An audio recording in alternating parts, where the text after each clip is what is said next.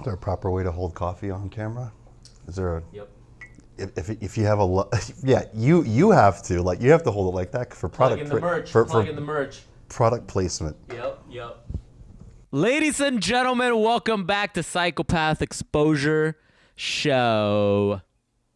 I didn't hold the coffee cup right. You want to draw it on here? Let's do it again. Little product placement there. How do you know what's in here? I don't know. I put something in there. What's up, motherfucker?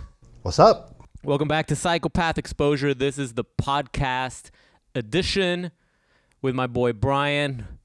Hi. How's it going? Hi, Brian. Hi.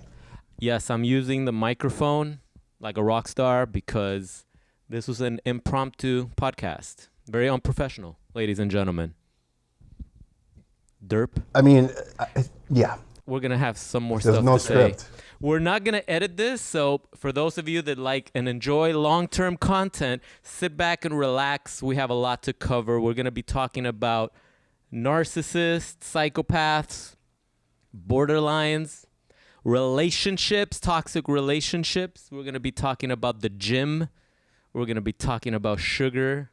We're going to be talking about a lot of talking points, aren't we?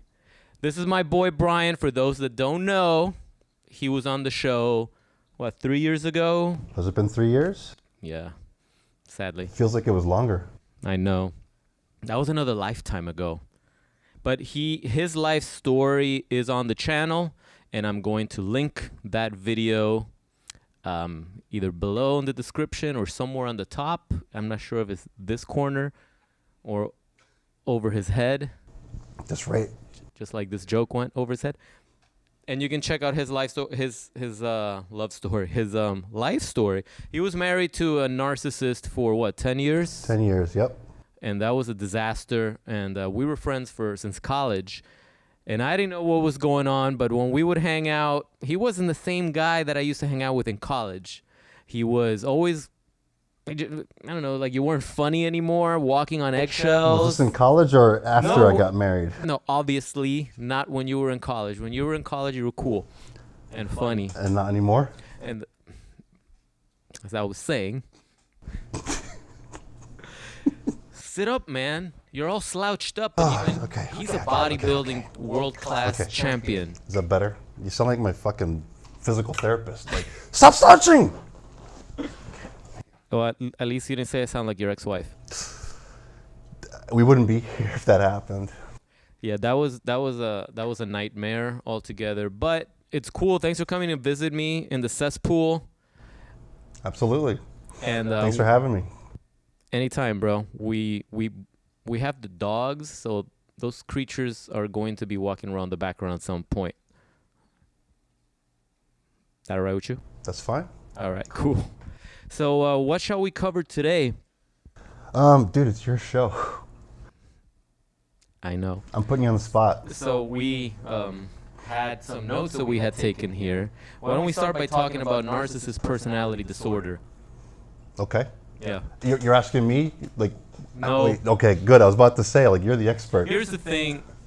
What bothers me about the whole narcissist thing now, because like I went through a narcissistic psychopathic entanglement, what also felt like a lifetime ago, and I went through it after he did, but he did not know that that's what it was.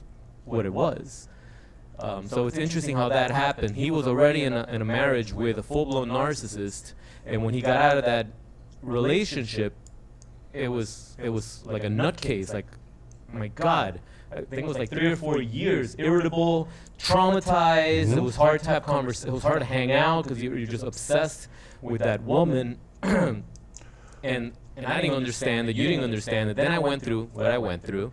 And towards the end of my situation, during the discard phase, and I started telling him, look, this is what's been going on. I remember him saying, man, that sounds a lot like my ex-wife. That sounds a lot like my ex-wife. And he would keep saying that. I was like, bro, shut up. And there's the dog. Hey, settle down. That's the ex-wife alarm. That's it's probably a narcissist she's on the probably door. There at the door. Hey, right I'm not going to answer the door. You're not supposed to come back to this house. Anyway. Yeah, towards the end of that, I remember clearly because I was in the parking lot, and you kept telling me about how reminiscent it sounded, the story to his ex-wife in detail. And after I got through it, after I met my mentor, after I discovered what all this was, and I started studying it, reading the books and putting I guess the assignments my mentor would give me into practice. Well, dude, you disappeared for a while.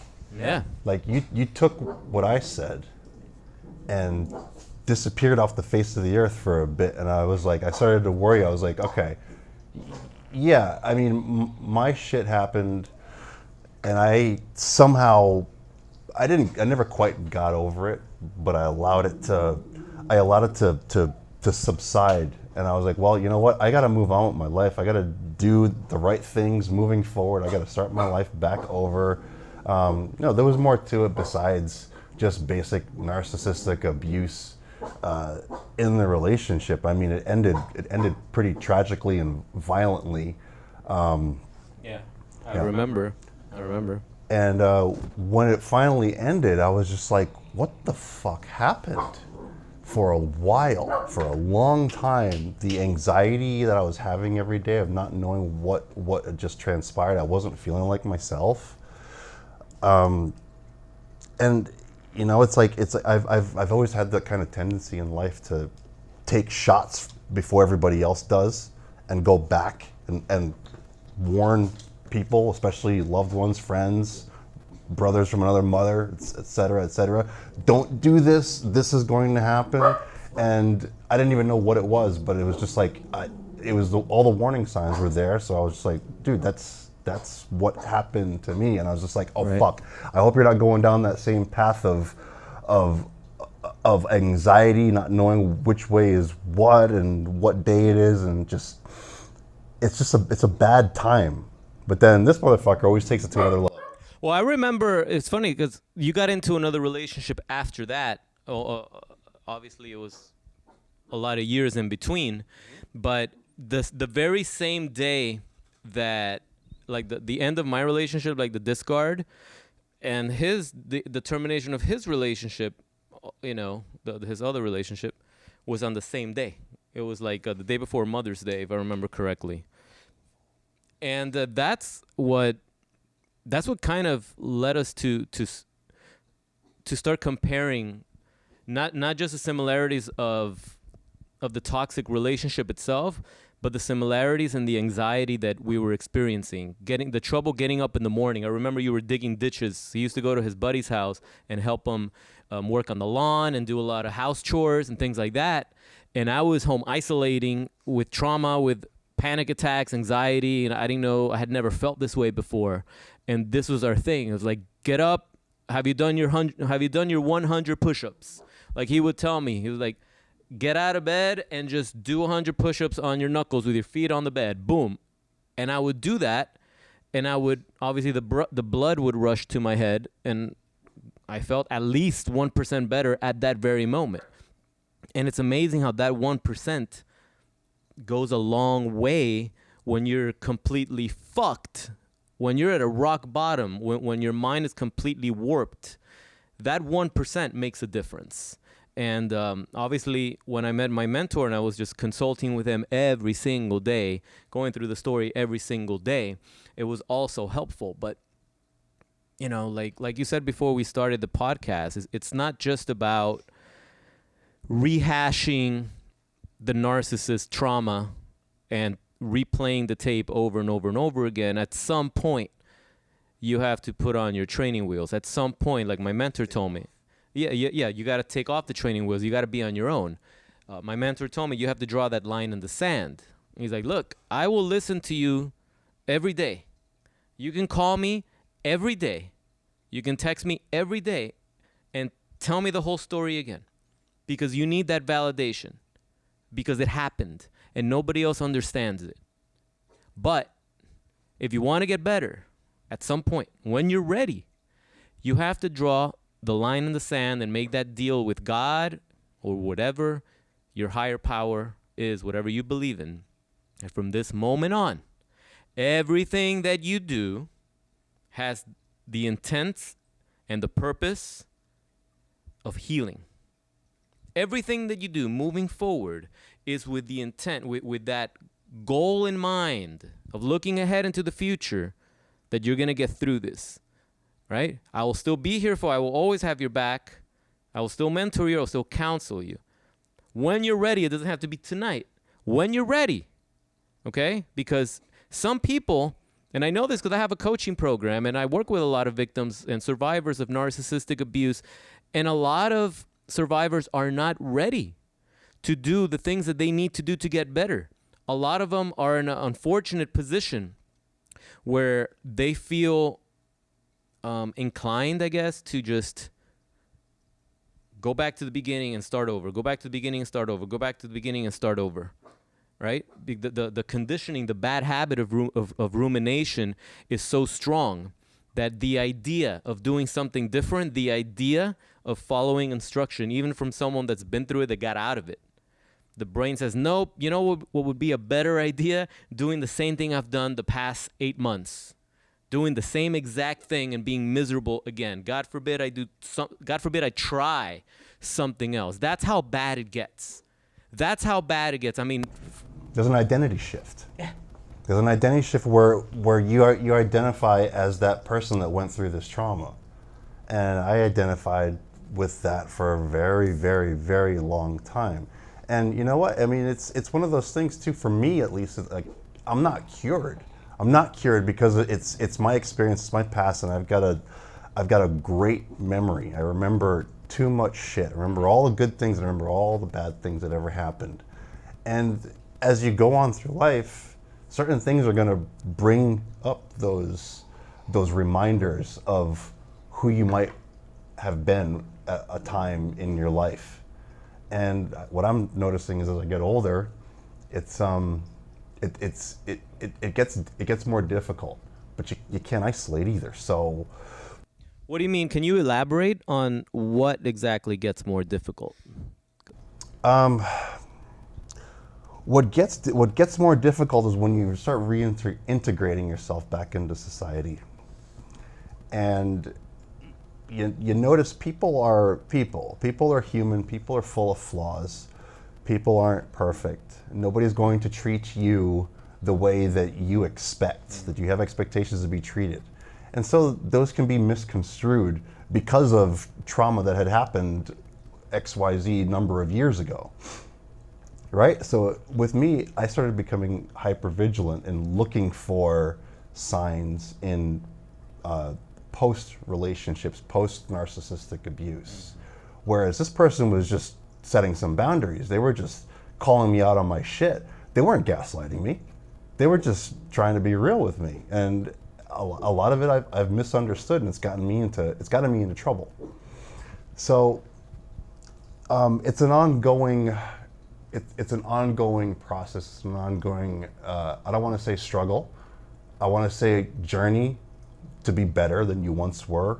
Doesn't have to be perfect, but you have to be a little bit, once you're aware of how you are, in this case being hypervigilant, you kind of have to take a step back at times, or I have to take a step back at times and be like, okay, well, what's really happening here? Is this person trying to gaslight me? Are they trying to love bomb me? Or are they being genuine and sincere and just trying to have a normal, healthy relationship? And things get a little, they get a little treacherous. I think the line begins to blur, and I can empathize with that, because here's the thing. I remember when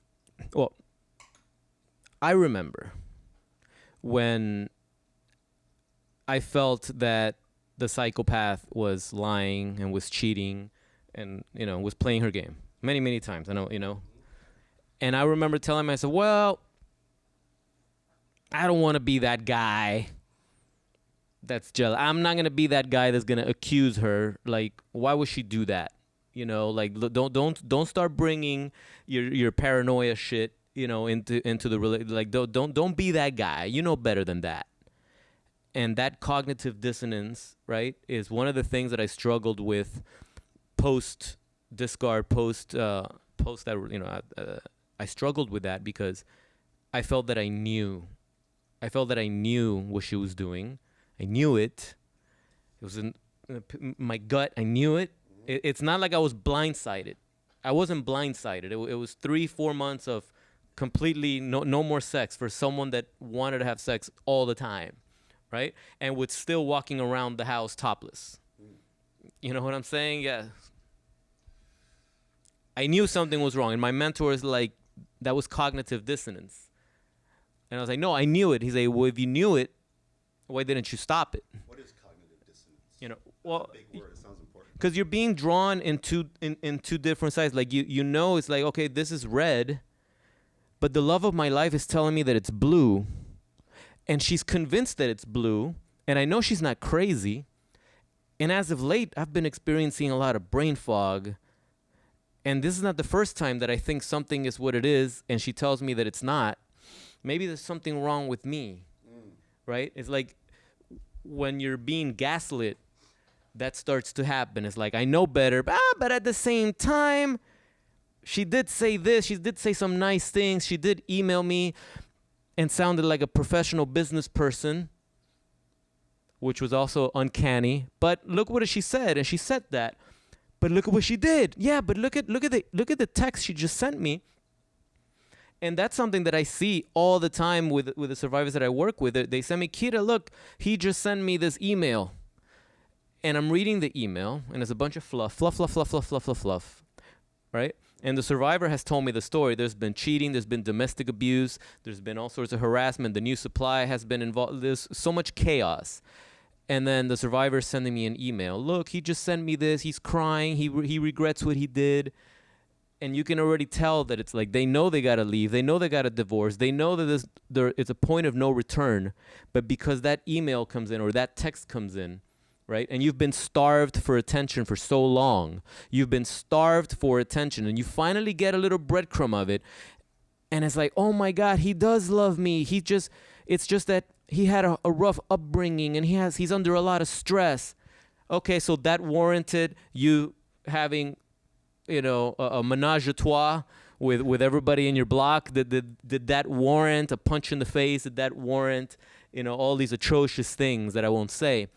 No, it didn't warrant that, right? But your brain is so starved from attention from your partner, from love, from understanding, and you finally get a little text or a little email that shows a glimpse of attention, and you're like, okay, I'll give it another shot for the 17th time, right? So that's the thing right there. It's that thing that that draws you back, that pulls you back in. It's a trap. It is. It is a trap. But to piggyback on what you said, like after, like relationships after, how you're like, well, she's not really gaslighting me. She's just setting a boundary. She's not really trying to manipulate me. She's just setting some boundary, you know. And then you're hypervigilant. So you have to decipher between what's right and what's wrong. And that's kind of reminiscent of what you went through with a narcissist or the psychopath, where you also had that train of thought where it's like, hey, wait a second, this is unacceptable behavior. I feel like I'm being abused here, and I'm the man. What the fuck? You know what I'm saying? Why is she getting away with that? Blah, blah, blah, blah, blah. Oh, but at the same time, maybe that's not what she's trying to do. Yes, she was. That's exactly what she did. Everything you told me about your ex-wife, when you would tell me and you would tell our mutual friends, that's exactly what it was. Textbook 101. It's exactly what was going on. Completely unacceptable. Completely just out of the norm, right? Is exactly what was happening. And if you get into another relationship and you start seeing things that are similar, and you have trauma, of course, your brain is going to be like, no, sorry, motherfucker, that's not going to fly, right? And that's good, because I believe that if you don't learn your lesson, life tests you to see if you've actually learned your lesson and gotten stronger. It's good. It's good. I have a tendency to push back harder than I need to, though. When I see those signs, when I see anything a little bit reminiscent of a situation that I previously got myself into, being with my ex-wife, I have a tendency to hammer in a nail with a sledgehammer. You know, like use a tank missile to swat a fly. Mm-hmm. Like, Yeah, I killed it. What did I cut off my hand because I have a hangnail. And she probably the new person didn't deserve that. That's rage, and that's unprocessed trauma from the old stuff, where it's like now it's like, oh, you do 1% of what the other person did, and I'm taking off your head. And that's the problem. And you know what? And I see that, and that goes back to the conversation we were having, I think the other night, not last night, the night before, about how when life doesn't turn out the way you thought it was going to turn out, right? You didn't end up in the happy marriage with a pretty house and the white picket fence and, and the kids and the perfect kids. 2.3 children. Yeah, and they both went to Duke University, right? That's not what happened. Why Duke? Huh? Why Duke? Because that's my favorite team. You know that. So it didn't play out. What about the school? What? What if the school's crap? The team's great. You just the team. Yeah. You like the colors? Is that what it is? It's all about, shut up. I like blue and white. They're the Blue Devils. Yeah. Mm-hmm. Okay. Devils, right? You like devils? Yeah. I'm wearing a red flag shirt, by the way. That's a red flag. That's his joke, by the way. I stole it. This is the red flag, right? No. I stole it. I'm a thief. Listen, when life doesn't turn out as you thought it was, and you're older, you're no longer 19 years old, you're no longer 25 years old, you're 50 years old, you're 55 years old, you're 60, right? Something a little bit younger than that. A lot of people just become extremely grumpy and miserable and neurotic, and they've got like trigger finger, like the super angry, which, and a lot of things they do can be considered narcissistic because you go down the narcissist spectrum and you happen to see that, oh, narcissists are also that. That doesn't mean if this person is that they're a narcissist, but narcissists happen to be that too. So you start seeing stuff like that, and as the topic of narcissism is becoming so popular, right? I roll my eyes now because everywhere you go, you hear people using the word narcissist. Yeah, it's being thrown around really loosely. And gaslighting. Is that what it really is? Gaslighting, which supposedly was the word of the year in 2023. I was just watching do you know where it comes from? From the film, from Gaslight. Yeah, but most people don't. But regardless, I never heard that word until my mentor introduced me to that word. And even after that, many, many, many years, and I've been running a YouTube channel, it's not something I would hear. I hear kids, teenagers, TikTok, Insta. You remember Jack Bauer, yeah. 24? Uh-huh. Great show, one of the best TV series ever. I started rewatching. Shameless plug. I started rewatching because I did watch it ages ago, and I'm like in season 5 now. So far, I have not heard the word narcissist, narcissistic, or gaslighting in that show. But any show, pull up any show now on Netflix or Amazon Prime or whatever, and that it gets thrown in there all the time. It's always good. You hear it in the news all the time. We're being gaslit right now. Well, not right now, not in our show. That's a whole other topic. Yeah, that's a touchy subject. My news feed is gaslighting me. Yeah. For sure. I mean, even just talking, even saying the word gaslight.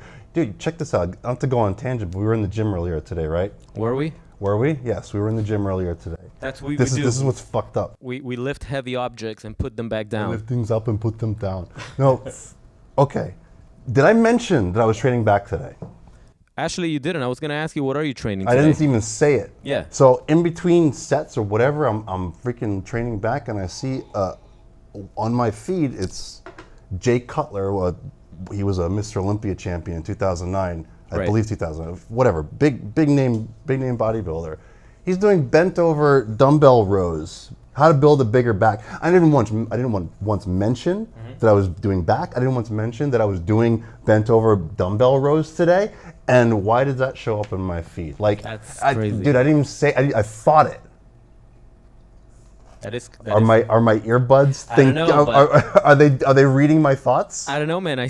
That happens to me too. And for years I would see it, but yeah, now sometimes I feel that I'm thinking something. Could we possibly have inserted a neural link into our brain and forgot about it because the neural link wiped that memory out, which, by the way, when you wipe a memory, the way the brain works, the neurons are attached to other memories at the same time. So if you wipe a specific memory, it's going to wipe whatever was attached to or warp it. Kind of like Paz. Paz doesn't remember that she had two bombs inside her. La la la. She's something. She's in 1976. Right. It's a nice picture, Snake. I like it. Could you show it to me one more time? It's crazy that our hero is called Snake. Yeah, and he is a snake. Yeah.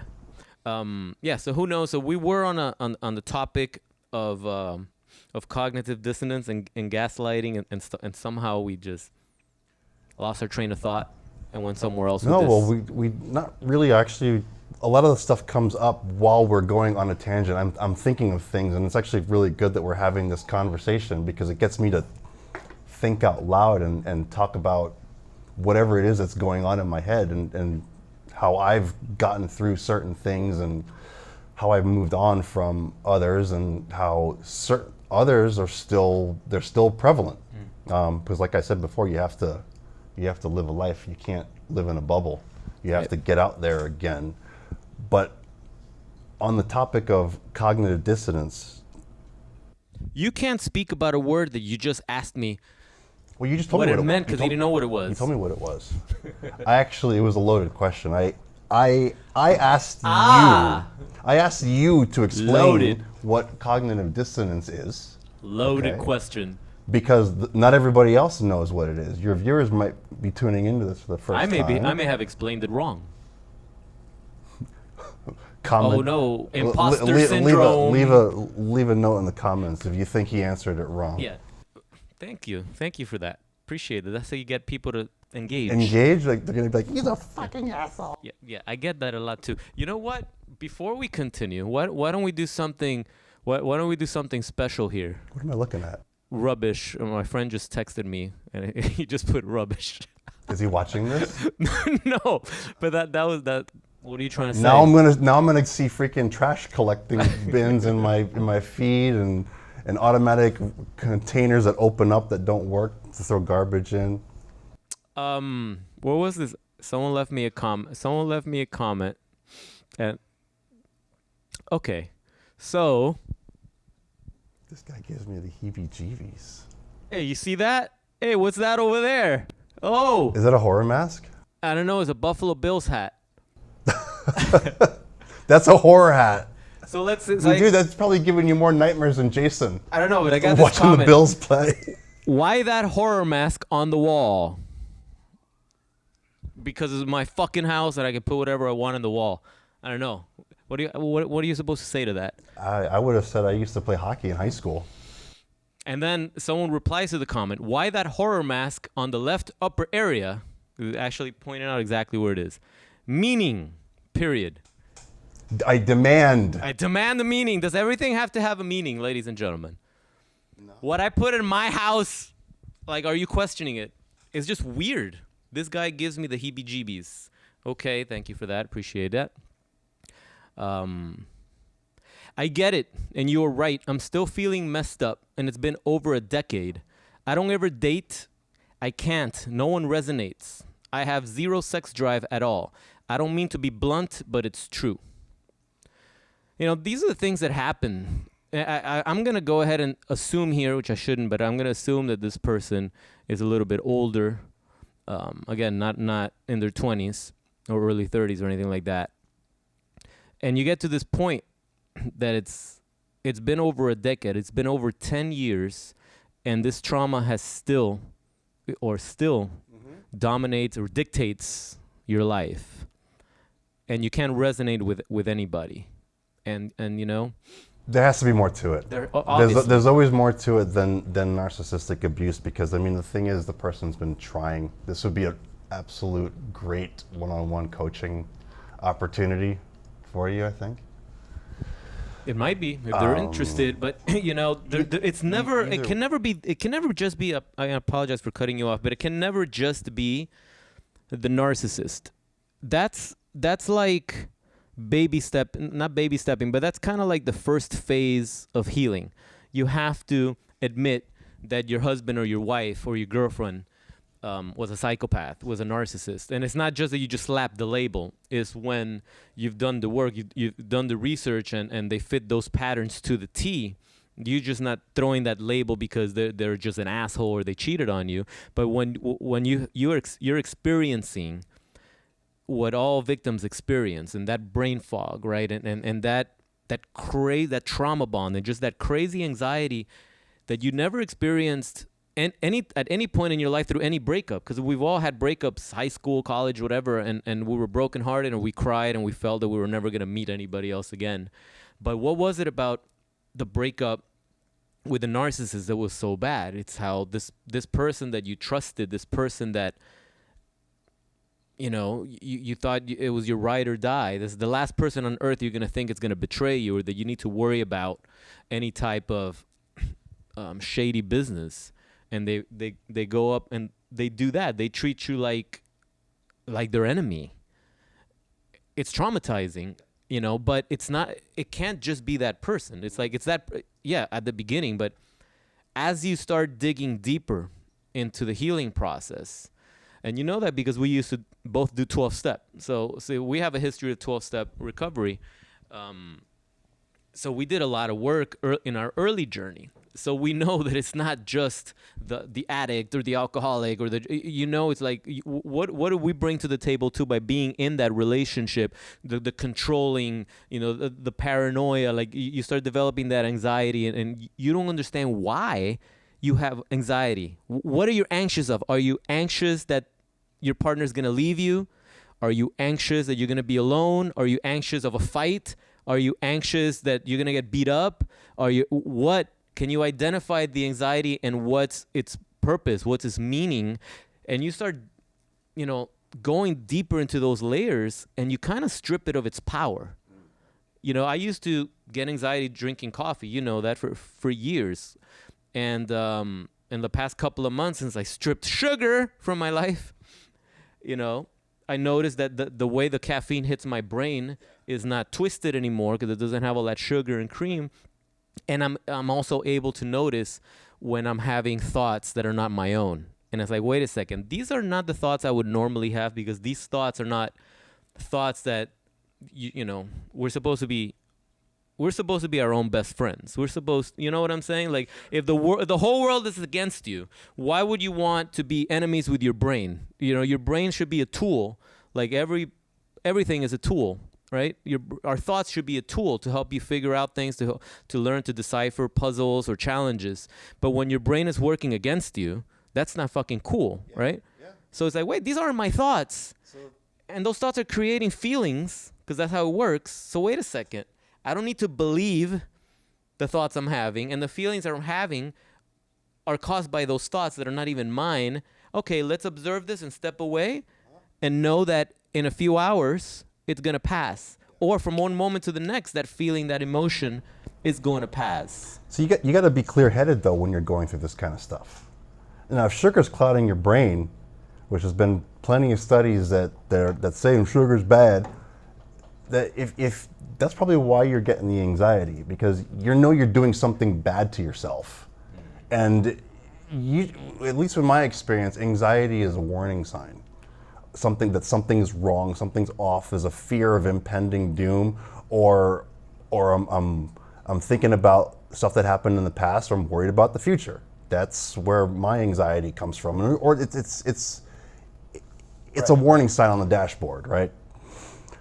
So if you're getting anxiety from drinking coffee with sugar in it, or just eating sugar in general, it means that there's something off inside of you that's triggering that check engine light on your dashboard. Right, because that thing is, whatever thing is already there, but it's being triggered now. So that's a great point. When you're in these toxic relationships, when your partner does things and it creates these things or brings out these things, it's bringing out what's already inside. So that means they're not resolved.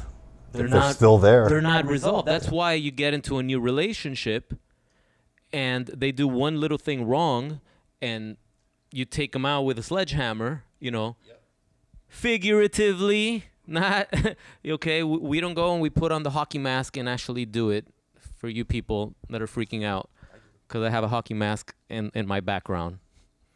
But it's that unresolved trauma, right? And I mean, it's up to the individual also to manage their own damage.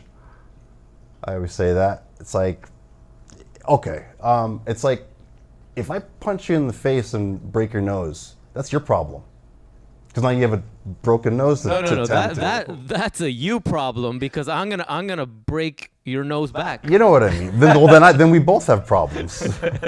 What I'm saying is like, if somebody does something to you and you're the receiving end of some kind of traumatic experience, that is now your problem. Unfortunately, like you can't expect the narcissist to fix your whatever the trauma that they caused you. But we did, didn't we? We did for a long way. time, and we kept drinking the poison, expecting the other one to get sick. And that's another thing that keeps you stuck. It doesn't work. Yeah, I thought she was going to understand why I was having a nervous breakdown because of her. I thought she was going to understand and try to communicate. And no, that just gave her more power. That let her know, oh, that's what scares him. Oh, now I got him. And I went from what I thought was a pretty cool dude. You know, she turned me into a vegetable. Mm-hmm. Why would a pretty girl want to be with a vegetable or with a potato? Makes no fucking sense, right? So they turn you into the very same thing that they want to just kick to the curb. They turn you into that. But I like to take a little bit of responsibility. And it's like, you know, how I guess you weren't really that strong after all when somebody can turn you into a potato, right? Not physically, not because they put, you know, they just turn you into a potato. You believe it. You're shit. Your brain falls apart. Your nervous system falls apart. You lose your self-esteem falls apart. Your will to live, your drive, everything. And that person did it to you psychologically because it's a psychological job. It's psychological warfare. Yes, there is domestic abuse too that comes with it in more extreme cases with psychopaths. But it's a psychological job, what they did. So how strong, I remember when I was at my strongest, and I remember a moment early in the relationship where I was like, this is unacceptable, and I don't like the way I feel right now, right? And no chick is going to make me feel this way because that's unacceptable. I need to, and I told her, I was like, what you're doing right now doesn't fly with me. I hope you understand that. I can get any girl I want, you know, which is not true, but it was just the belief that, you know what I'm saying? It's like, I don't need you, right? I picked you. I don't need you. I was still there. And she got right back into, you know. Her space. And she you know, she didn't keep fucking up. She lined up again. And what I'm trying to say, like when I said that, she was like, okay, I can't fuck with this guy this way. So she just planted more seeds. Took a little longer, injecting the venom little by little, until, if you remember in New York, you saw in New York the bratty explosion when she lost her phone, and how she just took off and left us in the coffee shop. Remember? And I was like, this chick doesn't have the key to the Airbnb. If I just fucking turn around instead of chasing her, she's in the city, you know, with no cell phone. She's fucked. But how entitled was she that she knew that we were going to keep walking her way? She knew that, right? Of course. But I remember telling her, I was like, you know what? If I just go to this corner, this is over. She's going to be fucked. She's not going to get back to, you know. Settle down. So, you know, you look back at these situations and it's like, wow. And at the end of that night, after you had gone home, we were outside at a Whole Foods at, what's 14th Street called in New York, goddammit? Union Square, the Whole Foods at Union Square by Max Brenner. And she was, all of a sudden she grabbed my arm and she started apologizing and crying. Like, did she actually apologize? I don't know if she apologized, but she humbled down and kind of started doing her thing again, her little snake thing again. like let's go back to the Airbnb, like insinuating, and that's how she would hook me. Yep. Yeah. Well, she played into your caveman brain at the time, but that's what makes us human. Can you tell the audience what the caveman brain is? Because Caveman brain? yeah, I have mentioned it before, but I didn't go deep into it. Caveman brain is that is when you allow your desires and emotional pleasures or emotional downfalls to take over your logical thinking. In other words, what? Succumb You- to you- succumb to you the succubus attempts. you stick your thing in things you shouldn't stick them in. Right. Just because it has boobs. Yeah. So if you want to get through this, especially for the gentlemen, I mean for the ladies too, but especially for the gentlemen, you have to Resist. Yeah, you have to resist. And by resisting, the law of sexual transmutation comes into play, and you use that sexual energy and that drive to create amazing things. Like building a business, building your body, right? Building a social circle, Sure. Right. Working on yourself. building plans, right? Doing the things. That's another thing. thing. Do the things. Do the things. But that's another thing where the focus needs to shift at some point when you're on the serious healing journey. What do you want to do with your life? Mm-hmm. Right? Now that you've been discarded and you've been done dirty by Satan's daughter or the Prince of Darkness himself, what are you going to do with the time that you still have left in your hands? Because guess what, ladies and gentlemen, the time is going to pass by anyway. It's not like it stops and when you're done ruminating, you have all this time. It's still passing, right? It's still passing. People are still doing shit, and you're there replaying the tape, refusing to move forward. I'm not saying move on. Okay, because as you guys know, you can't just get over or move on from a narcissistic entanglement just like that. But you can move forward. You can move forward with your traumas. You can move forward with the nightmares. But you're still doing shit. Yeah. Do the stuff. Do the things. Show up. By showing up, you're building a resume of things that are being accomplished. Sometimes those things are just cleaning your house. Making your bed. Making your bed, right? The laundry, the dish, The push-ups. the dishes. It's the little things they add up. Things, and at the end of the night, you're like, man, you know what? I had a miserable day, but I got this done, this done, this done, this done, this done. Oh man, and I made some money over here, and I made a connection over here, and I finally got to that song that I was writing, and I got to the gym, and I did this, blah blah blah blah blah, blah. And I was like, well, shit, that sounds like a win. That sounds like a win, because it is a win. Yeah. A loss is when you stay in bed all day under the sheets. I remember when I was doing that, I didn't want to get up. Bed equals death, right? It equals death. You stay in bed under the covers, you're naturally going to feel anxious because that's what do people do when they're hiding? They hide under the covers, right? From horror masks. Yeah. We know how that works. That doesn't work out too well. You end up getting killed anyway. Oh no, I said the unalived word on the live stream that's being pre-recorded. Demonetized. Oh no! That's why you can't use that word on YouTube. I don't know how to use these things. Are you taking notes? I don't know, but you want to talk about how overly sensitive society has become? Sure. I mean, it's society. I blame. Well, there's a lot of things that I can blame, but I mean, where do you want me to start? Try the beginning. Okay. Well, it all started back when I was a little boy and how my parents treated me when I was growing up. There wasn't any, I didn't have any, my parents didn't have much sensitivity training. They didn't care about feelings. It was very much F your feelings. Can you say fuck? You just did, fucker. Okay, so yeah, it was very much fuck your feelings. It didn't matter. I had to swallow things. And now we've put this big emphasis on feelings nowadays. So I mean, what did you swallow, bro? Sorry. Feelings. That's a big cup. I don't know your cup of feelings that you made for me.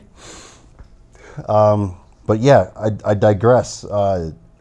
Why society is so sensitive? Because everybody has a microphone now. And a camera or 3 cameras pointing at them or secretly recording And them. it's become cool. It's become cool to how can I explain it? It's become cool to complain about something or to talk about that you can't do this or you should be doing that, and it's like everybody's got a mouthpiece. Everyone has a platform to voice their opinions, right? Yeah. I mean, this is a platform that we're voicing our opinions. But everyone has a phone, so even without like a setup, right, you know, or quality guests like Rogan, you know, has on his podcast, everyone now has the ability to just film something and upload it from their phone, and if so everybody's life is on display now. When I was growing up, when we were growing up, we didn't have cell phones. So all the dumb shit we did wasn't subject to judgment. There's no there's no record of it. Right, when someone did some stupid shit, we didn't whip out our phones to film it to show everybody how stupid that person is. Oh my God. Or how, but now it's like, look how insensitive, right? You know, the Karens. So it's gotten to that point because now the stupidity has gone to, people are so what am I trying to say? Politically correct, because they're trying to avoid being judged. It's like after a certain point, people stop being themselves. Mm-hmm. And they're not being themselves because they're so afraid of judgment. So it makes everybody very sensitive and to what they're doing and what they're putting out there into the real world. And afraid of being canceled, which is another stupid shit. So as time goes, I'm actually trying to get canceled. I've been trying to forever. From work? No, from freaking social media. Like it's just like I'm tired of it. I'm tired of what it's done to the entire world, but you know, we got to go with the flow. But anyway, like I said, I'm digressing from the original question here. Well, if we keep it on topic with narcissism, for example, right? This is a type of what? What's the narcissist, the psychopathic trap, the facade that's put on, that whole circus that we go through when you're entangled with somebody like that. You need like a wake-up call, a hardcore wake-up call to snap out of it. And being politically correct or, you know, too careful with the feelings just doesn't work. Okay? Like my mentor was hardcore as you can imagine. I mean, he was hard. That's what I needed. If he would have coddled you? If he would have just been soft and just, you know, politically correct, it wouldn't have worked. Right. It only worked because he was 100% brutally honest. And he told me, this is what it is. This is what it is. Now, he was sensitive in that he didn't allow myself to blame, you know, because I had a tendency of just I was like, it's me. I should have known better. I knew this. It's my fault, blah, blah, blah. Hey, calm down, okay? We're on a podcast. You want to be on the show? That's what you want. They want to be on the show. We'll do. Should we mic the dog? You'll be. Hey. I love dogs. Dogs are better than cats. Nah, I just lost half my audience. Oh boy. Great. Hey, I remember that old video about the cat. Remember that girl that lent me the cat? Yeah. And she peed on my mattress. I cut a YouTube short, a few YouTube shorts from that video from ages ago, and I posted it, and one of them got a lot of views, and man, boy, was I getting attacked on that. What, because of a cat? Yeah. The cat attacked you? No, because I took the time to make a video to complain about a cat.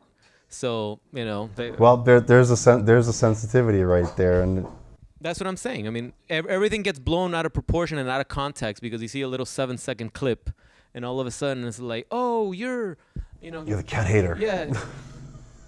That's because everything's scrutinized, overly scrutinized. Sure. Everything's under the microscope. Well, why did you say that word instead of this one? It's like, it doesn't matter. I mean, what's the meaning? What is the meaning of the word you chose? Why? There was a video I saw last week.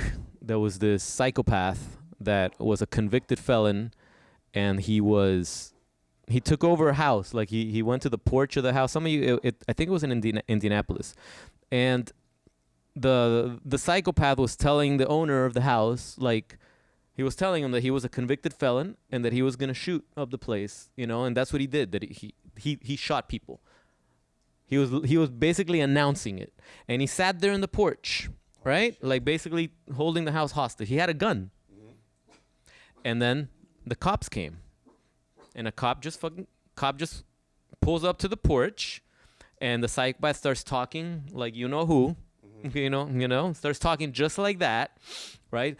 All this garbage. He's like, hey, don't tell me if I'm doing something wrong, officer, tell me, blah, blah, blah. He tries to, psycho, stupid fuck. He's holding a gun. Okay? The cop comes, and the cop tells him, put your hands up.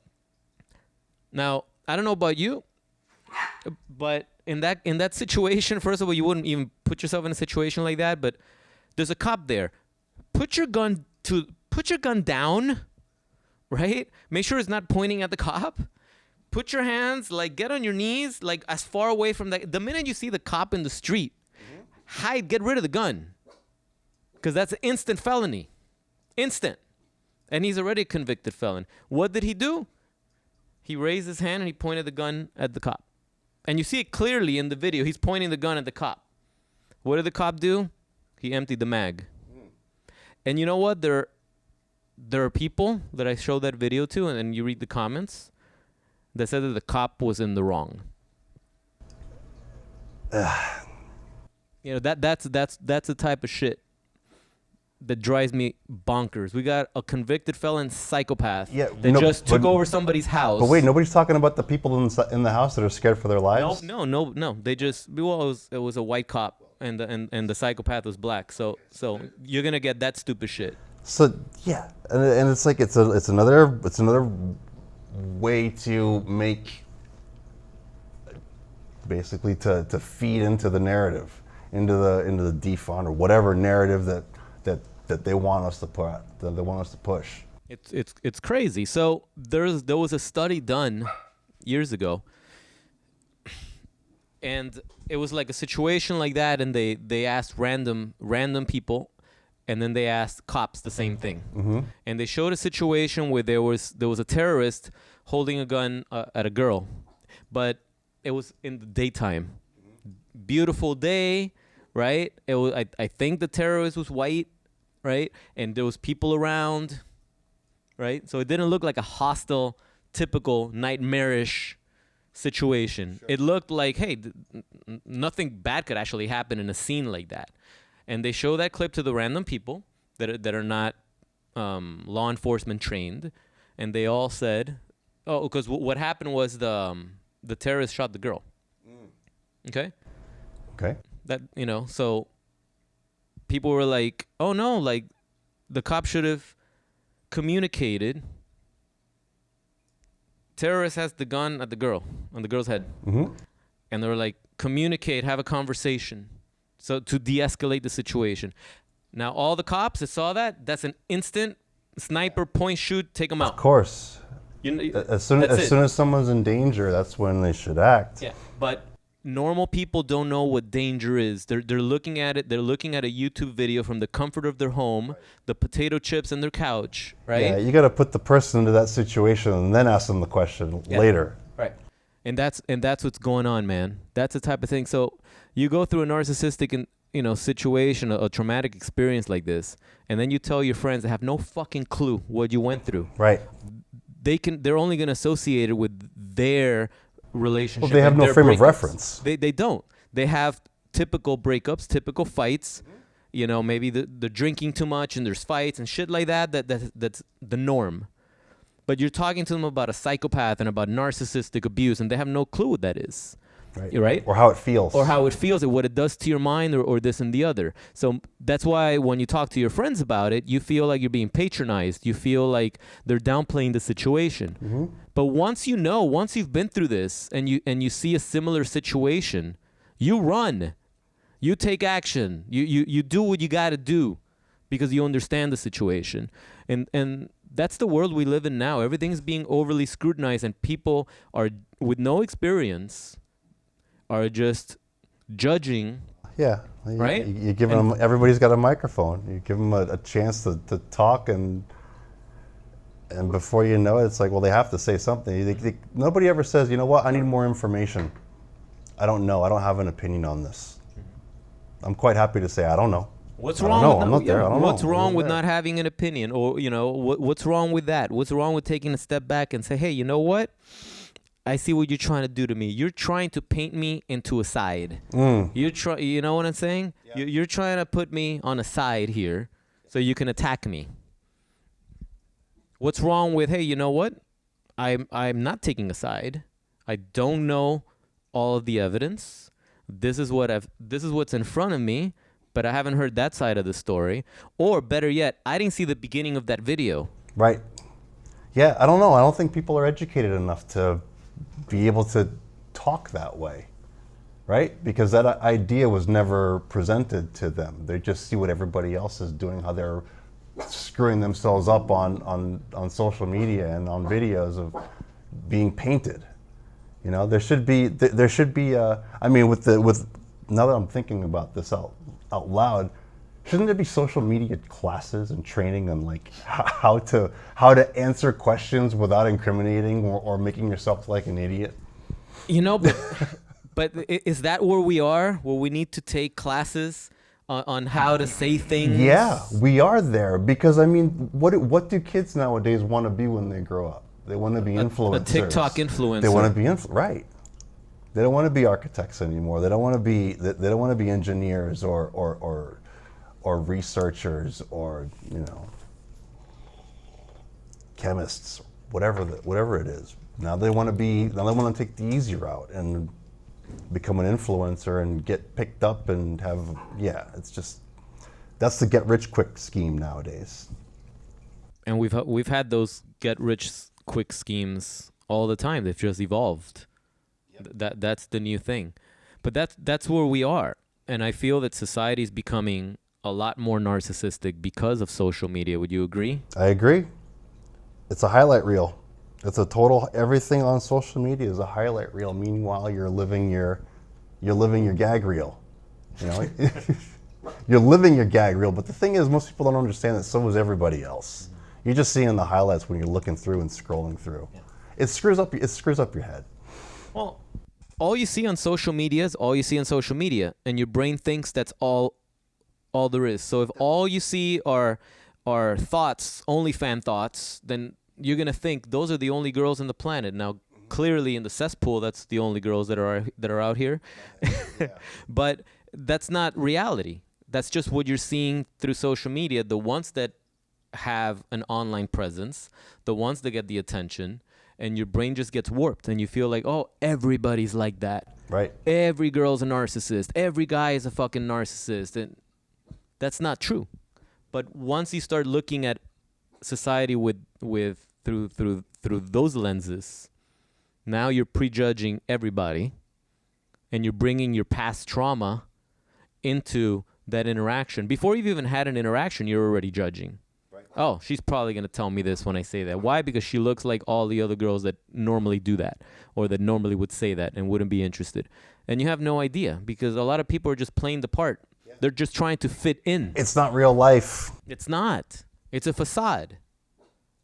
And how so many people have bought into it.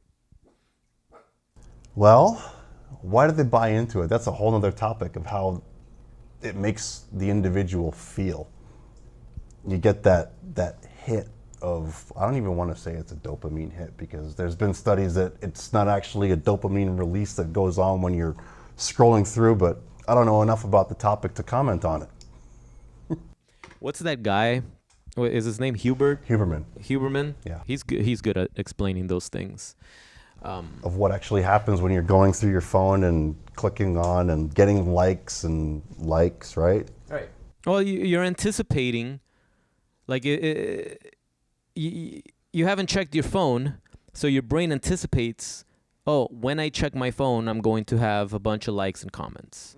So you anticipate that. So you're already getting dopamine at that anticipation. Yep. That's the thing. You're already getting dopamine at that anticipation. It's like me posting a video. It's like, oh, let me check. I'm going to have some views. I'm going to have some comments. And then I see it's like, what the hell? No one's looking at my shit, right? And then you just don't care anymore. And then you're yourself. And you put out the content. And you hope that it reaches the right people. And you move on. Right. Right? Yeah, you can't let it consume you.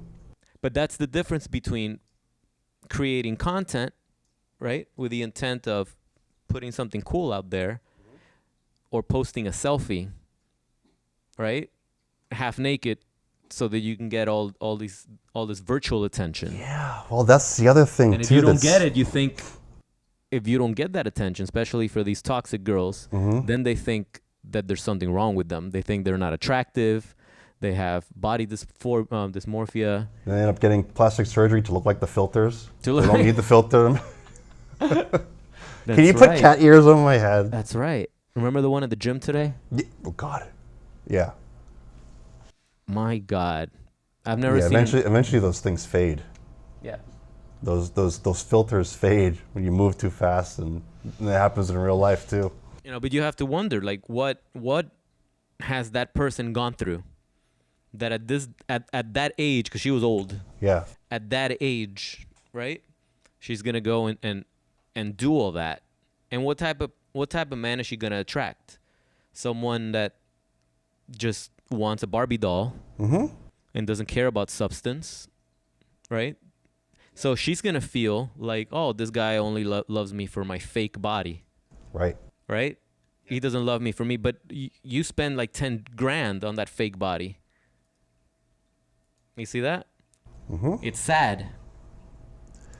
Yeah, I mean, the other point that I wanted to bring up about people on social media is that I noticed a shift on how people live their lives. Whereas before, when we didn't have cell phones, we would just live. We just did whatever we wanted to do, and that was it. Now people have the intent of living with the well, I don't want to use the word intent twice, but here we go. They have the intent on living with the intent on posting it. And it's like, okay, well, where is the authenticity, where has that gone? Ostentatious. Where is that authenticity gone? Where this is like you know, they see the selfies of like, this is me, I'm sleeping. Like, who took the picture? So, yeah, I mean, so what you're seeing is the end result, right? You're seeing the end result of the post. But you're not seeing the thought process that was going on before to create that post. And that's what's fucked up. Well, that's the thing with like celebrities, with athletes, with professionals. You only see the awesome shit they do, but you didn't see the hard work they put in behind the scenes. And even though social media likes to capture the behind the scenes nowadays, it's cool to show that. Yeah, but how authentic is that? Even the behind the scenes is manufactured. It's manufactured. Exactly. It's manufactured. It's like watching Conor McGregor training or Floyd training with 100 people inside the gym. Right. And they're only showing you clips. Like Mike Tyson, they cut those clips. Like, it was like a 2-second clip. Where you look good? Edit. And he, it's like, I know Tyson's the greatest, but still, it wasn't him. It wasn't 5 minutes straight without cuts. It was 1, 2, 3, cut, 1, 2, 3, cut, 1, 2, 3, cut. So it looked like he had like a 9-hit combo when it wasn't. And it's like, how is he really moving? But that fight got canceled. It was supposed to be next week, actually. Yeah. It was supposed to be next week with the YouTuber, with what's his name? Jake Floyd? Fake Paul? Fake Paul, Logan Fake. Oh, Jake boy. Paul. There was something I wanted to say about what you were just saying about the behind the scenes. So okay, so again, we're here, we're just derping here, but we put a lot of work in in getting to this place because we couldn't laugh. We couldn't derp when we were going through the narcissist shit. We were completely fucked. Just like all of you guys were completely fucked. You know that. Nothing was funny. You had no appetite. Going to the gym, are you crazy? Right? Going to work, how many times did I have to call in sick? Two weeks straight I couldn't go to work. Right? Nothing. We didn't want to do anything. We were completely consumed by the demise of the relationship. Completely consumed by it. And after it ended, completely consumed with, replaying the tape. Mm-hmm. How could she have done that? Why? Blah, blah, blah, going through that over and over and over and over and over again, right? But there was a lot of work that we put in for years, because this happened another lifetime ago, to be able to be here and just shooting the shit. Right. To be able to be here and just shoot the shit casually and not give a fuck. There's a lot that went into it. I teach that in my coaching program. Yes, shameless plug, but I do want to help you guys if you're serious about getting through this. If you're not, if you want to talk to a therapist for 2 years, for an hour, and then come back next week, that's great too. They're licensed professionals. They know what they're doing. But if you want to get through this faster, right? I have a link below in the description. Send me an email. We'll see if we're a good fit for each other and if you're ready to move forward. If you're ready to move forward, right? And I mean that because I don't want to waste your time. And I certainly don't want you to waste my time because my time is limited. But like I said earlier, it came to a point where I had to draw that line in the sand. And I had to get to work. And I couldn't call in sick from the job anymore. And I had to show up. And I had to go to the gym. And I had to get out of the bed when my alarm went off. And all the thoughts and the anxiety came pouring in, because that's when it would happen. Like, it would hit me like in a second. I would open my eyes. Boom. Oh, that's right. The betrayal. Mm-hmm. Psychopath. Oh, no. It puts a stain on your life. Yeah. Yeah. But I had to get up and I had to do it. I had to get up and I had to do it. And the days would go by. And the days of no contact, I would keep track of them. And before you know it, it was a year. Mm-hmm. And before you know it, it was 2 years. And before you know it, Google Photos is showing me, hey, remember this day? And I'm like, oh my God. Like, damn you. And I'm looking at that and I'm like, I can't believe I went through that. I can't believe I put up with that. I can't believe I put up with that for so long. But you do the work. And doing the work is where it's at. Doing the work is fun. Like they always say, it's not the destination, it's the journey. Doing the work is fun because sometimes the work is doing cool shit. Sometimes the work is going to visit a buddy. Sometimes the work is traveling, right? Sometimes the work is learning a new skill, learning how to play an instrument. Sometimes the work is not as bad as you think. It's really not, because it could be worse. You know what it could be? You could still be in a relationship with a psychopath, with a narcissist, trying to figure out if they're cheating on you, trying to figure out why they're withholding sex, trying to figure out why they're ghosting you, why they're giving you the cold shoulder now. What did you do wrong? Why are you walking on eggshells? What are you afraid of? You're afraid of a fight. You're afraid of being left. You're afraid of being abandoned. Do you want to be back in that place again? Or do you want to do the work to get you out? Because again, doing the work could be cool. You could do math problems. That's better than being in a toxic relationship. Learn algebra. Learn calculus. Something. Learn something. But do something. And you're falling asleep, so I think this is... use the bathroom. Oh, okay. So, what did you say? I said, I gotta pee, bro. Damn. And we were on a roll. All right, well, thanks for listening, guys. Maybe we'll do another one like this. If you have questions for Brian, leave them in the comments below. And I'll make sure that he reads them and responds to you. Right, Brian? Absolutely. Of course. Wait, why wouldn't I? I don't know. Because I have to pee? I don't know. All right, go tinkle, bro. And we'll catch you on the flippity flip. Thanks for having me. Thanks for being here, bro. Absolutely. This is Psychopath Exposure. If you like this video, like, comment, and subscribe. Hit the bell.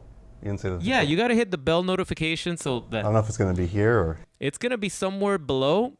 You hit that notification, and then when I post a video, it doesn't get lost into the other.